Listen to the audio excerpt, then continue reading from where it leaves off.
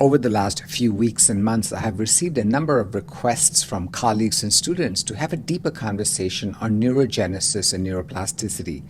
So why don't we dive right into it? So first things first, what is neurogenesis? And as the term implies, it really is the generation of new neurons in the brain. Now this might come as a shock because it was thought that the adult brain was not capable of developing new neurons. But it is now proven quite conclusively that is in fact not the case. But what is neuroplasticity? This one I think does generate quite a bit of confusion in the field. What is plasticity? Does it mean a lot of new neurons? Does it mean degeneration of the old ones? And the truth of the matter is it's actually both. So neuroplasticity is the brain's ability to reorganize itself when it is combating stress and aiming towards wellness. It not only is a change in actual neurons, but also in neuronal pathways and synapses.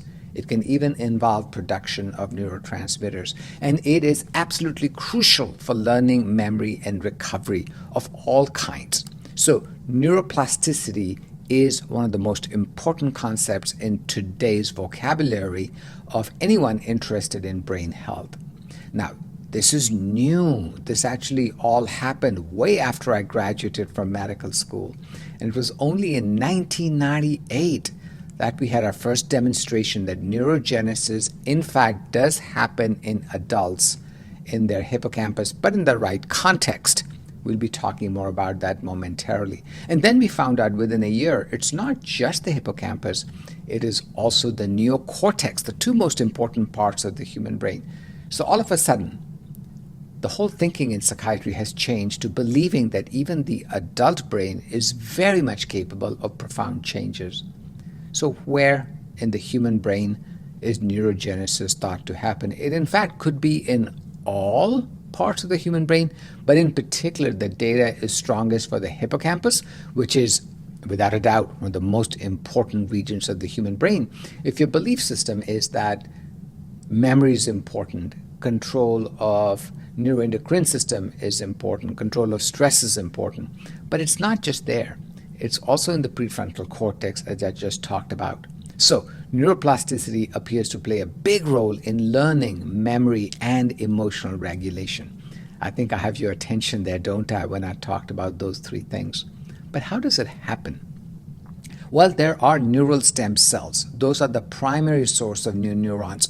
These appear never to die out, even in the adult, even in the aging adult brain. But with the help of appropriate substances such as brain-derived neurotrophic factor, if there is an appropriate amount of it, especially if there is exposure to an appropriate environment, this kind of neurogenesis can very much be kicked off. And that comes with clear clinical implications and benefits. There are multiple types of neuroplasticities. There's, of course, synaptic neuroplasticity. The actual synapse modulates itself to adapt to an environment. Number two, it can be structural neuroplasticity. And the third can be functional neuroplasticity. And it can be both. It can be all of the above. So the human brain is absolutely not a static organ. It both negatively reacts to stress, but in the right context, it finds a way to reorganize itself. That's why the term neuroplasticity is such an important one. Now, what are some of the factors that can influence it in a positive way and negative way? Well, negatively, chronic stress appears to be a profound inhibitor of neurogenesis. Watch out for chronic stress. But there are ways to alter that. Physical exercise is one of them. Antidepressants, and when I say antidepressants, I don't mean just pharmacologic antidepressants. I even mean non-pharmacologic interventions such as meditation, physical exercise, we just talked about it, sleep hygiene, psychotherapy. Absolutely, without a doubt, those are pro-neurogenesis and pro-neuroplasticity interventions, along with what's emerging now, which is digital therapeutics. We now have good evidence. Digital therapeutics in part work by altering the brain's neuroplasticity. We are quite aware, aren't we, that neurogenesis and neuroplasticity are negatively impacted by adversities such as stress, depression, and anxiety. And this has now been documented hundreds of times in studies coming from different research centers. This stress, chronic stress, depression, anxiety, schizophrenia, bipolar disorder clearly has implications on neurogenesis, neuroplasticity, and thereby creating symptoms. So as I said before, stress appears to be quite toxic to the human brain's synaptic modeling. As a result, today's clinician is very focused not just on DSM diagnoses, but also the management of stress. You will find this profoundly interesting. Experience-based or experience-dependent plasticity is an emerging concept. In other words, it's not just negative experiences that lead to problems with neuroplasticity. Exposing an individual to a positive stressor, learning, for example, can in fact improve brain functioning and size.